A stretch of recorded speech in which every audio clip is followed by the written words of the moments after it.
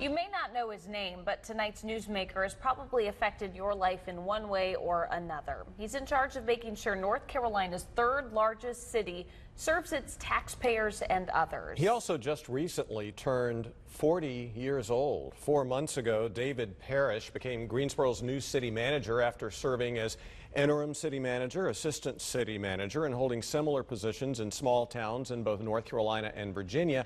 But those aren't the only things that make him different from those who preceded him.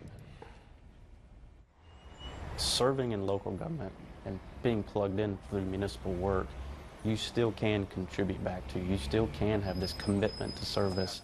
So this month... And today, David Parrish is making sure these city employees taking part in a Cornhole United Way fundraiser outside City Hall, along with nearly 3,000 others on the city payroll, have that commitment. Describe the city that you would like to see Greensboro be. I really do want us to be a community of choice, and what I mean by that is I had the choice 6 years ago to come back.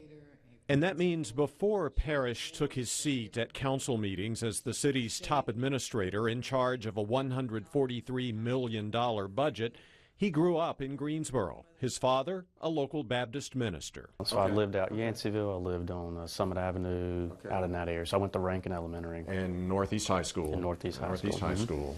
But it was, in part, the city's response to the April 15th tornado, while Parrish was interim city manager, that convinced city council members there was no need for a national city manager search. The city got mostly praise for its handling of the storm recovery, and Parrish got the top job a month and a half later.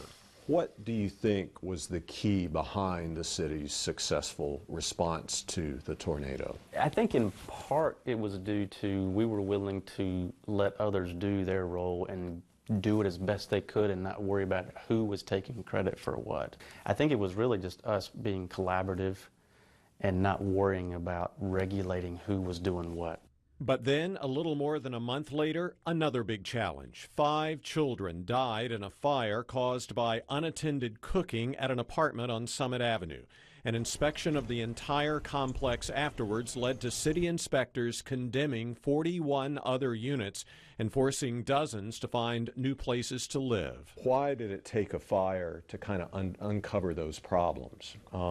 Is there a problem with the city's enforcement of code? We are complaint-driven, and so we need complaints and issues to get in at, and that's what had happened in the past, and that's what happens even currently today across the city. And so certainly when we got those, we responded. Like 8 shots were just fired off the street into the parking lot.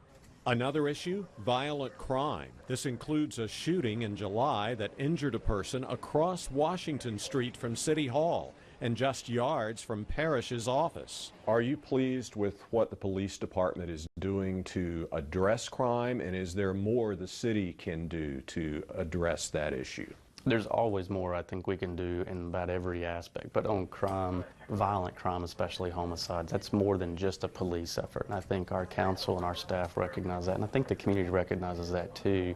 But our crime for this year is down in all essential major categories, including homicides. We're going to continue to be present, walk communities, respond appropriately where we can. How do you see the city government's role in economic development? What sort of a role should it take? And we want our roads to be in good shape. We want our water to be the best. We want our fire department to be the best, because everything nowadays, we're competing on a global scale. And it's not just about what incentive you're going to provide. It is every aspect of our community. It's really about being able to make a difference.